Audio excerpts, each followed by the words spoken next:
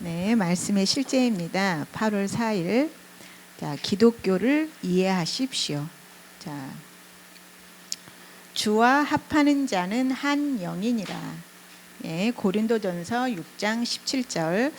기독교가 실제로 어떤 것인지 잘 모르는 사람들이 있습니다. 그들은 자신이 누구인지 잘 모르기 때문에 정체성의 위기를 겪습니다. 어떤 사람들이 아프고 고통받으며 항상 의학적 치료를 받는 것도 이와 같은 이유입니다. 이 글을 읽는 어떤 사람들은 이렇게 질문할 수도 있습니다. 그렇다면 그리스도인들은 아프면 안 된다고 말씀하시는 건가요? 네, 그리스도인들은 아프지 않아야 합니다. 그리스도인은 영생을 가지고 있으며 그 생명은 질병이나 쇠퇴나 죽음보다 위에 있습니다. 예, 저도 오늘 아침에 일어났을 때 굉장히 머리가 아팠어요. 근데 저는 이 교회를 온다는 게 참 기뻐요. 이렇게 아침에 항상 매일 제가 교회를 오는데 교회를 오면 항상 이렇게 기대가 돼요.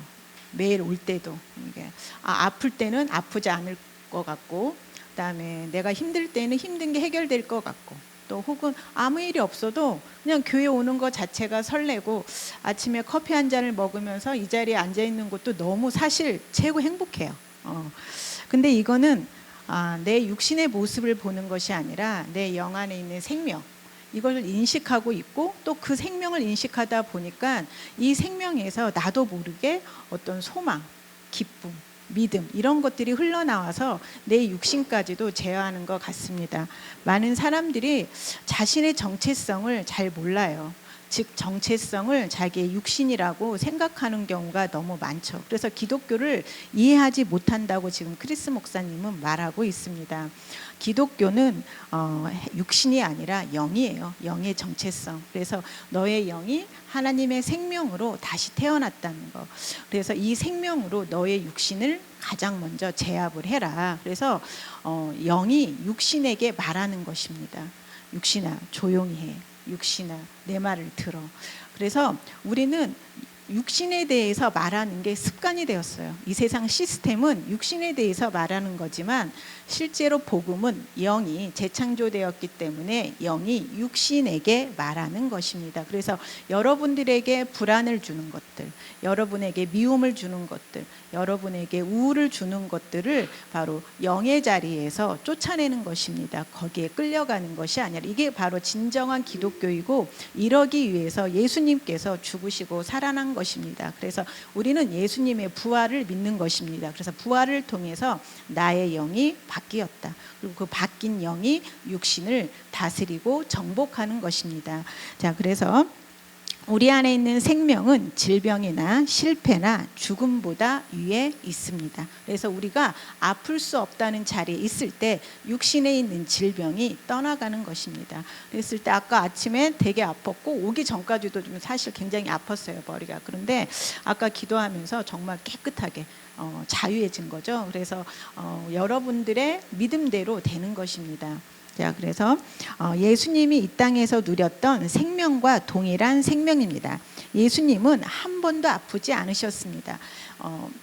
제가 옛날에 핵임 목사님이 자기는 죽을 때까지 한 번도 안 아팠다, 이 말을 했을 때 정말로 안 아팠다라고 생각했어요. 근데 나중에 제가 말씀을 보면서 느낀 건 뭐냐면, 이분한테도 두통이라는 이런 질병이 왔었는데 자기 것이 아니었기 때문에 거절을 했다는 의미였구나, 이걸 알았습니다. 그러니까 실제로 이게 내 것이 아니기 때문에 딱 거절을 했기 때문에 실제로 아프지 않았던 것입니다. 그래서 우리가 이 땅에서 살 때 우리에게 얼마든지 질병은 올 수 있고 실패도 올 수 있지만, 우리 안에 있는 정체성의 자리에서 그것을 거절하고 우리의 믿음의 자리에서 굳게 서 있는 것입니다. 자, 그래서 그 동일한 초자연적인 생명, 곧 전염병과 질병으로부터 완전히 자유한 생명이 그분께서 우리에게 주신 생명입니다. 예, 질병과 전염병과 모든 문제로부터 자유합니다. 할렐루야. 이제 당신은 예수님이 마가복음 16장 17절과 18절에서 말씀하신 내용을 더 잘 이해할 수 있습니다. 믿는 자들에게는 이런 표적이 따르리니 곧 그들이 내 이름으로 귀신을 쫓아내며 새 방언을 말하며 뱀을 집어올리며 무슨 독을 마실지라도 해를 받지 아니하며 병든 사람에게 손을 얹은즉 나으리라 하시더라. 예, 우리는 믿는 자입니다. 육신은 믿을 수 없습니다. 영을 말하는 것입니다. 육신은 끊임없이 의심하고 실패합니다. 하지만 우리의 영이 믿는 자입니다. 그래서 예수님께서 이렇게 말씀하셨고 그분은 누구에게도 거짓말하지 않으십니다. 그리스도인은 하나님과 같은 부류에 속해 있습니다. 그리스도인은 단순히 종교인이 아닙니다. 기독교는 종교가 아니라 인간 안에 살아있는 하나님의 생명입니다. 기독교는 당신 안에 살아계신 그리스도이며 실제하고 살아계신 그리스도와의 실제적인 관계입니다. 예수 그리스도의 신성한 생명이 당신에게 주어졌습니다. 예, 이것은 실제적인 경험입니다. 자, 거듭난 순간 여러분 안에 신성한 생명이 들어왔습니다. 그분은 당신을 거처로 삼으셨습니다. 이 사실을 정말로 깨닫게 된다면 당신은 날마다 기쁨으로 충만해질 것입니다. 네, 여러분에게 기쁨이 없다면 다시 말씀으로 돌아가십시오. 우리 영 안에 있는 생명은 기쁨입니다. 사도 베드로는 그리스도인으로서 우리가 소유하고 물씬 풍기는 기쁨에 대해 말했습니다. 그 기쁨은 말로 다할 수 없으며 영광으로 가득합니다. 당신이 그리스도의 영광과 의를 나타내기 위해 태어났을 때 왜 기쁘지 않겠습니까? 당신이 그분과 분리될 수 없도록 하나가 되었을 때 왜 기쁘지 않겠습니까? 그렇다면 질병, 결핍, 낙담, 우울 등이 어떻게 당신에게 자연스러울 수 있겠습니까? 예, 우리는 아플 수 없고 부족하지 않고 낙담이 없습니다. 우울도 없습니다. 방금 언급된 것들은 세상 사람들이 겪는 것들입니다. 예, 그러나 당신은 다릅니다. 빌립보서 2장 12절은 이렇게 말합니다.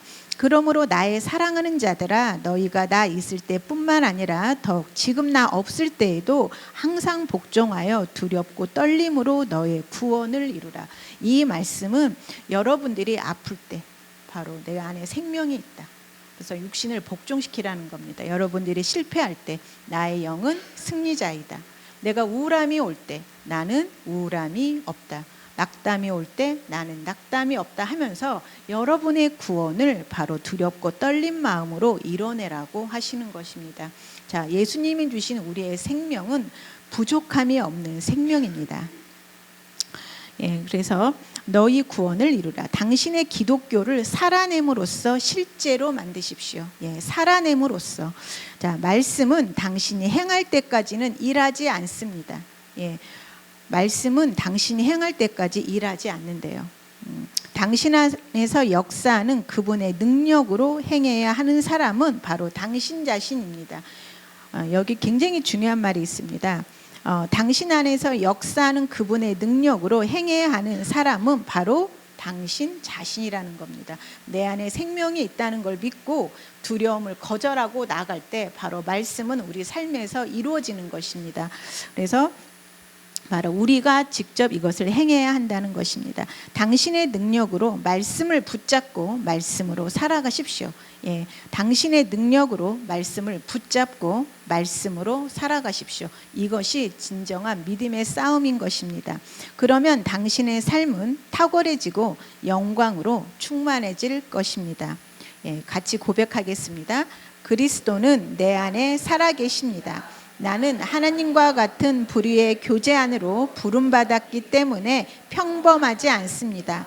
그러므로 나는 아픔, 질병, 실패, 결핍, 그리고 마귀로부터 말미암은 모든 것에 대한 다스림을 행사하며 매일 내 안에 계신 그리스도의 활기 넘치는 생명을 나타냅니다. 할렐루야.